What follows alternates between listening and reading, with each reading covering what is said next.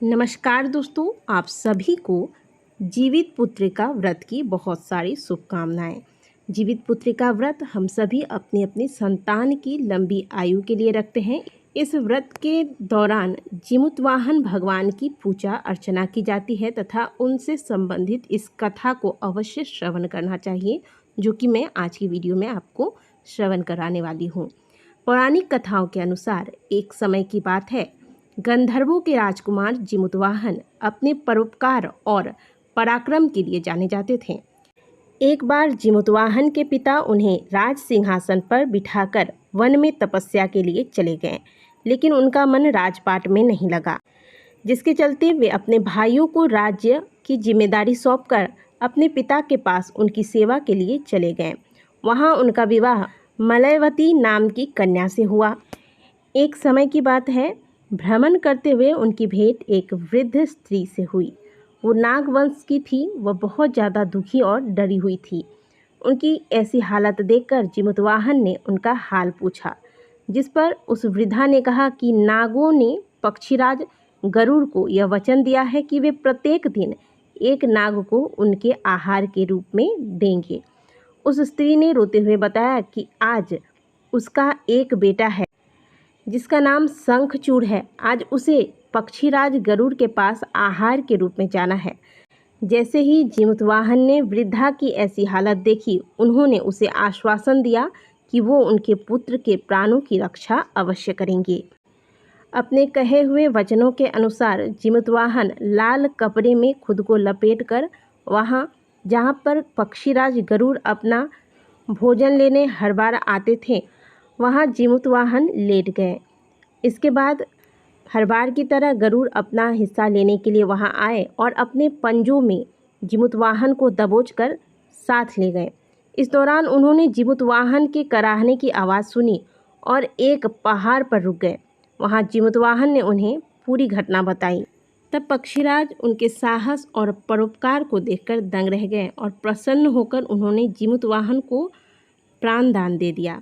साथ ही उन्होंने यह भी आश्वासन दिया कि अब किसी नाग को अपना आहार नहीं बनाएंगे।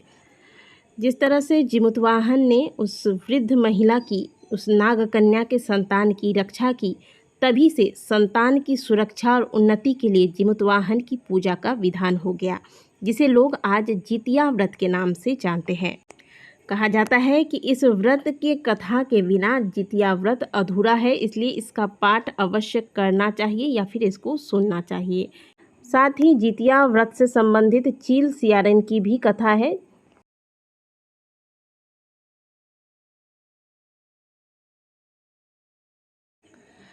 पौराणिक कथा के अनुसार एक पेड़ पर चील और सियारिन रहती थी।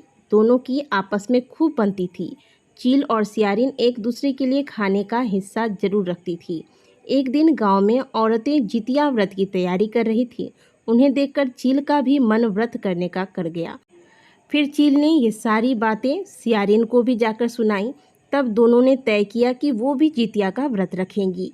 लेकिन अगले दिन जब दोनों ने व्रत रखा तो सियारिन को भूख और प्यास दोनों लगने लगी। सियारिन भूख से व्याकुल इधर उधर घूमने लगी। व्रत के दिन गांव में किसी की मृत्यु हो गई थी। यह देख सियारिन के मुंह में पानी आ गया। फिर सियारिन ने अधजले शव को खाकर अपनी भूख को शांत किया। वह भूल गई कि उसने जितिया का व्रत रखा है। वहीं चील ने पूरी निष्ठा और मन से जितिया का व्रत और पारण किया। चील और सियारिन ने अगले जन्म में सगी बहन बनके एक राजा के घर जन्म लिया। चील बड़ी बहन बनी और सियारिन छोटी बहन बनी। दोनों का विवाह राजा के घर में ही हुआ। कुछ समय बीतने के बाद चील ने, यानी कि जो बड़ी बहन थी, उसने 7 बेटों को जन्म दिया। वहीं सियारिन के बच्चे जन्म लेते और मर जाते। ऐसे में अपनी बहन को सुखी और खुश देखकर सियारिन अंदर ही अंदर जलने लगी। उसने चील के सारे बेटों को मरवा दिया। जिस बहन ने चील बनकर जन्म लिया था, उस बहन के 7 बेटे के शीश कटवाकर उसने उसके घर भिजवा दिया। यह सब देखकर भगवान जीमूतवाहन ने मिट्टी से 7 भाइयों के सिर बनाए और सभी के सिरों को उसके धर में जोड़कर फिर अमृत छिड़ककर उसे जीवित कर दिया। वहीं जो कटे हुए शीश सियारिन ने भेजे थे, वे सब फल में बदल गए।